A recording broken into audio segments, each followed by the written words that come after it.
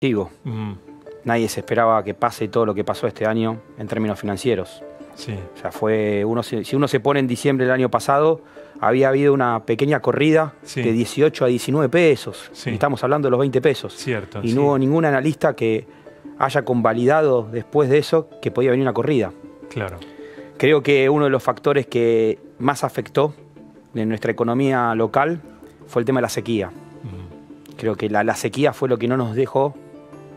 Que secó la plaza de dólares. Secó la plaza de dólares y los argentinos seguimos requiriendo dólares.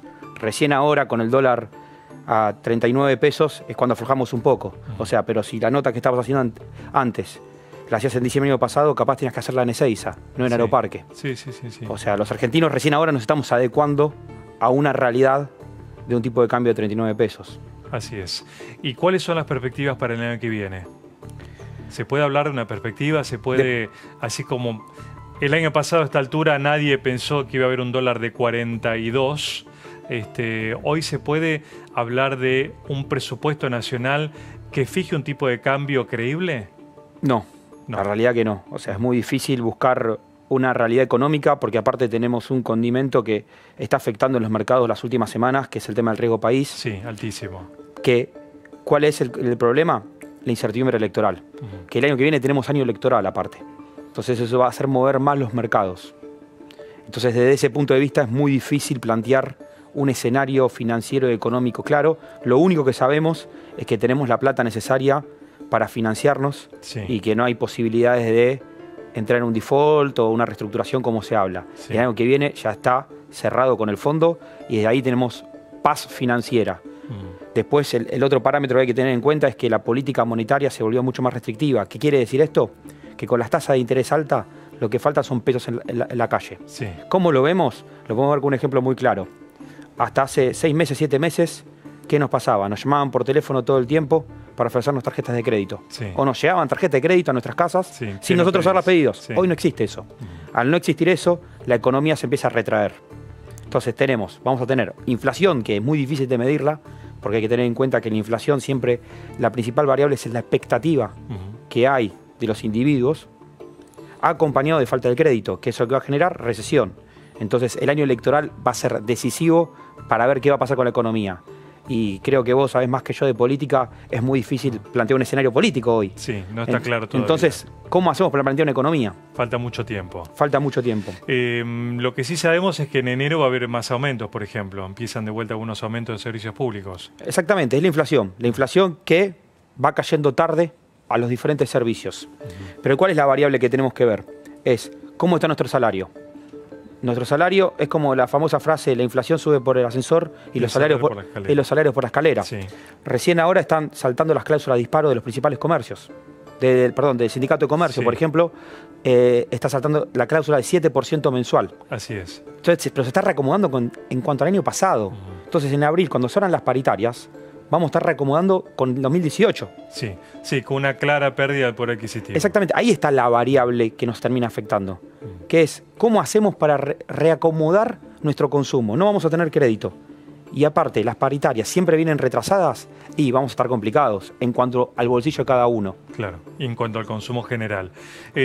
Si alguien tiene la suerte o la posibilidad de ahorrar a lo mejor el aguinaldo o algo de vacaciones, ¿hay alguna inversión o los montos de estos valores en relación a la inflación y dice, bueno, me lo gasto porque la verdad no sé en qué invertir? Es muy interesante porque hay que tener en cuenta un dato que es muy importante. 2 millones de personas compran dólares por mes en la Argentina. Son operaciones chicas, de menos de 10.000 dólares, pero son 2 millones de personas. Que lo podemos llevar a familia si queremos también. ¿Qué quiere decir esto? Hay poder de ahorro en la Argentina. Es la cobertura más sencilla. Exactamente, hay poder de ahorro en la Argentina. El tema es que ahorramos en otro país. No confiamos en nosotros mismos. No confiamos en poner la plata en tasa de interés, que hoy está alta. Hay una oportunidad ahí. Las tasas de las LECAPs, que es lo que vino a suplantar a las LEVACs, están alrededor del 55%, más que un plazo fijo. Pero nosotros decidimos ir al dólar. Y cada vez que vamos al dólar, estamos distorsionando más la economía. Porque creamos dólares, pero los sacamos. Entonces, ese conflicto es el que termina pues, generando inflación, paritarias retrasadas, recesión de la economía. La manera de sacar una economía adelante no es solamente con buenas decisiones del gobierno, que es importante que lo hagan, sino también con las decisiones de cada uno en cuanto a lo que hacemos con nuestro ahorro. Bueno, lo que pasa es que eso en realidad uno trata de cubrirse, sino es un voluntarismo muy bien intencionado, pero que acá cuando hemos confiado a veces no fue tan bien. Entonces la reserva más segura siempre ha sido para el argentino el dólar, ¿no? Exactamente, el tema cultural que estamos equivocados es, podemos invertir en dólares, lo que no podemos es sacar los dólares de la economía. ¿Qué hacemos? Compramos dólares y los ponemos bajo el colchón. Claro. Entonces, ese es el error que cometemos. Es improductivo. Exactamente, el ahorro en dólares, vos lo puedes hacer comprando una LET en dólares y sacando una rentabilidad del 5% anual, claro, que son instrumentos de corto plazo, claro, que no hay riesgo de default. Y claro, aparte lo tenés cuidado y no lo tenés todos los riesgos que conlleva tenerlos en la casa de uno. sí. Es la confianza de nosotros mismos con nuestro propio dinero. Sí, es cierto. Bueno, entonces vos recomendás, por esto que estás respondiendo, que en todo caso una inversión no es para resguardar, sino para invertirla. Exactamente. El concepto. Valga la redundancia. Exactamente. Una cosa es comprar dólares, sí, y otra cosa es invertir en dólares. Sí. Comprar dólares no es invertir en dólares. Si uno tiene dólares, tiene que buscar una tasa de interés. Hay que poner en consideración que los dólares también tienen inflación. Sí. Entonces, si uno tiene los dólares un año, está perdiendo el 2%. Claro. Cada 100 dólares, 2 dólares te sacan por año. Es cierto. Claro, lo que pasa es que para el común de nosotros invertir a veces en un bono en dólares quizás no sea lo más sencillo o suena complicado, y no lo es. Te voy a dar cuál es el gran cambio. El gran cambio, ¿cuál es la tecnología? Hoy, gracias a la tecnología, cualquiera de su casa con una computadora, con un smartphone, puede empezar a invertir en la bolsa. Puede agarrar y abrirse una cuenta.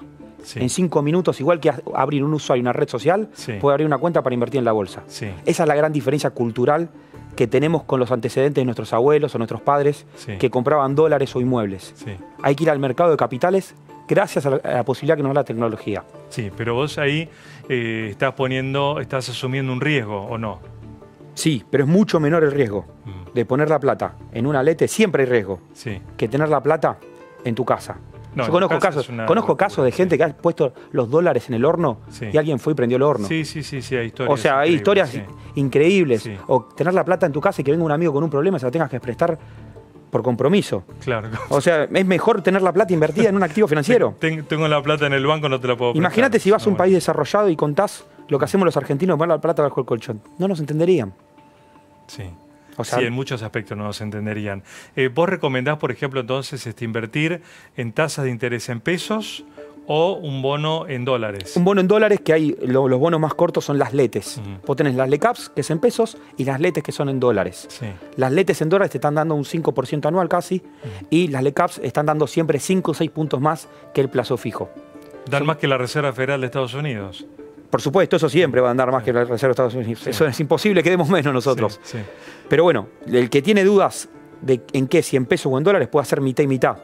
Después hay que jugar también con la idea de si uno necesita los pesos más rápidamente, le conviene solamente hacer tasa en pesos, no ir a dólares. Si uno necesita para hacer un arreglo en su casa, se va a LECAPs. Si uno ya quiere pensar un poco más en mediano plazo, puede ir a LETES. Bien. Y el riesgo país, que ha subido tanto en los últimos días y que los que saben dicen que los mercados se están adelantando a una falta de confianza en la economía argentina. Sí, se adelantó las últimas 3 semanas, empezó a haber un rally del crecimiento del riesgo país, que es la manera de medir el costo de deuda, sí, de una economía. Una de las principales variables fue que se empezó a adelantar la incertidumbre electoral, como hablábamos al principio. Si uno empieza a ver cuándo empezaron a salir las encuestas que dan posibilidad de que vuelva el gobierno anterior y cuándo empezó a aumentar el riesgo país, va a haber una correlación.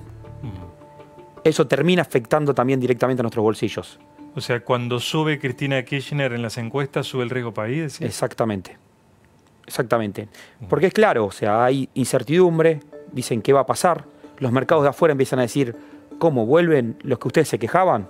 No quiere decir que este gobierno haya hecho las cosas bien, pero este gobierno está más cercano al mercado que el gobierno anterior. Exacto, sí. Estamos en un momento de ruido en los mercados, porque también, ¿qué pasa? Los mercados de afuera también están muy movidos y cualquier movimiento de afuera a nosotros nos afecta mucho más, y más si planteamos un escenario de vuelta al pasado. Bien. Y entonces ya venimos de un año muy duro con la devaluación que hubo y con los aumentos. ¿No se puede tener un respiro para el 2019? Vamos a tener un respiro, pero porque nos estábamos ahogando, no un respiro de placer y de desahogo. Hay que tener en consideración que el primer semestre todavía faltan recomendamientos para hacer, va a seguir este tema de la incertidumbre electoral y seguramente va a haber volatilidad. ¿Qué es volatilidad? Miedo. No se sabe qué pasa, no se sabe hacia dónde vamos. Eso no quiere decir que vayamos a explotar, eso no quiere decir que vuelva al 2001. No, por ejemplo, se está usando la palabra default y la palabra reestructuración. La palabra para usar en el mundo financiero es refinanciamiento, que es lo normal y lo común en cualquier economía. Se están confundiendo las palabras. En el 2020 vamos a tener refinanciamiento. No tenemos motivo para entrar en un default. Más con la economía como la está llevando el Banco Central en base a lo que dijo el Fondo Monetario. Hay que tratar de bajar un poco esa manera que tenemos de llevar todos los extremos. Claro, claro. Al borde del precipicio. Al borde del precipicio, claro. Es como nosotros mismos estamos haciendo la profecía autocumplida. O sea, es como explicar por qué el dólar se fue de 30 a 40. Todavía no hay explicación económica, racional, técnica que lo pueda hacer. Es totalmente social y cultural. Entonces no podemos hacer lo mismo con la deuda de nuestro país. Bueno, con una inflación que crecía, obviamente el tipo de cambio estaba atrasado. De 20 a 30 sí, podía pasar. Lo llamativo fue de 30 a 40. De 30 a 40 que algunos pueden decir hasta que fue en correlación también con los cuadernos. Claro, claro. Si uno ve cuándo salió la nota de los cuadernos y cuánto impactó en el tipo de cambio, claramente está ahí. Bien. Muy bien, Ramiro, muchas gracias por haber venido. Muchas gracias a vos por invitarme. Ramiro Marra, licenciado en Finanzas. Bueno, vamos a hacer nuestro primer corte y con un video muy simpático que está circulando en todo el mundo, que es el de este conductor de televisión, James Corden, que se ha juntado. Él hace un programa en donde la entrevista la va haciendo en un auto a primeras figuras de todo el mundo y está cantando las canciones de Navidad con Michael Bublé, entre otros. Ya volvemos. The snow's coming down.